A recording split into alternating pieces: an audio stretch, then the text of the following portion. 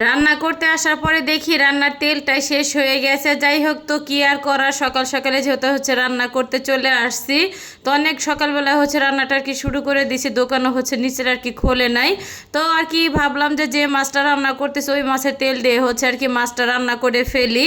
তো অনেক সময় দেখা যাচ্ছে মাছের তেল দিয়ে তরকারি রান্না করলে না অনেকটা আর কি গন্ধ লাগে, কিন্তু আজকে মাছের তেল দিয়ে আমি মাছ রান্না করছি, একটু আর কি গন্ধই লাগে না। যাই হোক, খুব ভালোই লাগছে আর কি খেতে। তেলটা গলানোর পরে যে ছোট ছোট যে অংশটা ছিল এটা আর কি ফেলে দিলাম। আমি অফ ক্যামেরায় কিন্তু একবার মাছটা আর কি ভেজে তুলে নিছি, আর যতটুকু মাছ আর কি ভাজার আছে তো মাছগুলো এক এক করে আর কি দিয়ে দিলাম আমি। আর মাছ কিন্তু ভাজতে যে অনেকটা পরিমাণে আর কি তেল উঠছে, পাঙ্গাস মাছ ভাজতে গেলে কিন্তু অনেকটা তেল উঠে যায়। যাই হোক, আর এখানে কিন্তু অফ ক্যামেরা ওই মাছের তেলের ভিতরে আর কি আমি মশলাগুলি কষিয়ে নিলাম। এখানে পেঁয়াজ বাটা দিছি, তারপর আদা রসুন আর যে শুকনো যে মশলাগুলি প্রয়োজন ওই মশলাগুলি দিলাম। আর তেল দেওয়ার পরে না একটুখানি গরম মশলা আর কি ফোড়ন দিয়ে নিছি, যাতে করে গন্ধটা আর কি না থাকে। আবার জিরা ফোড়ন দিলেও না অনেক সময় গন্ধটা আর কি লাগে না। যাই হোক, আর এই তো এখানে ধুন্দুলগুলি আর কি আমি দিয়ে দিলাম, কেটে রাখা ধুন্দুল। আর ধুন্দুল দিয়ে আর কি মাছটা আমি রান্না করব। আর ধুন্দুলটা আর কি ফার্স্টে ভাজি করতে চাইছিলাম, আর ধুন্দুল থেকে যে পরিমাণে পানি ওঠে, পানি শুকাইতে গেলে একবেলা চলে যায়। সকালে রান্নাটা আমার অনেকটা আর কি তাড়াহুড়া, তো ভাবলাম ধুন্দুল আর কি ঝোলই করি। আর ধুন্দুল থেকে যে পানিটা উঠছে আর একটুখানি পানি দিছে, এই পানি দিয়ে আর কি আমার তরকারিটা রান্না করা হয়ে গেছে। আর যাই হোক, তো ধুন্দুলগুলি কিন্তু সুন্দরভাবে সেদ্ধ আর কি হয়ে গেছে। আর ধুন্দুল সেদ্ধ হইতে আহামরি সময়টাও লাগে না, তো ভেজে রাখা মাছগুলি এক এক করে দিয়ে দিব। আর ধুন্দুল সবজি কার কার কাছে কেমন লাগে অবশ্যই কিন্তু কমেন্ট করে জানাবেন। আমার কাছে কিন্তু অনেক বেশি ভালো লাগে।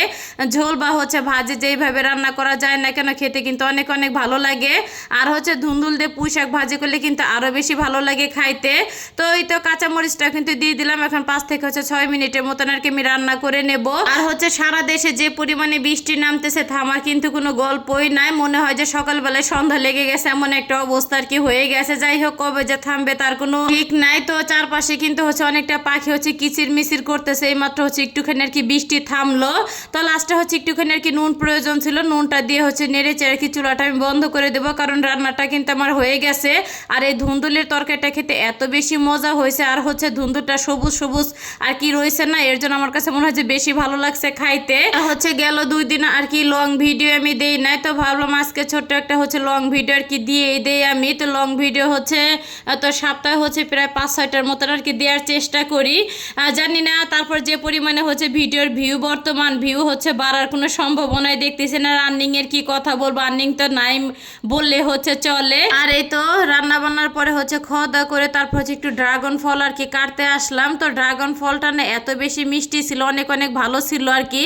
অনেক সময় দেখা যাচ্ছে মুখে দিলে খাওয়াই যায় না, অনেকটা পানসে লাগে, কিন্তু এই ড্রাগন ফলটা না খেতে অনেক বেশি মিষ্টি ছিল। যাই হোক, আর আমার বাবু কিন্তু মাশাআল্লাহ দিলে এই ফলটা খেতে না অনেক অনেক বেশি পছন্দ করে।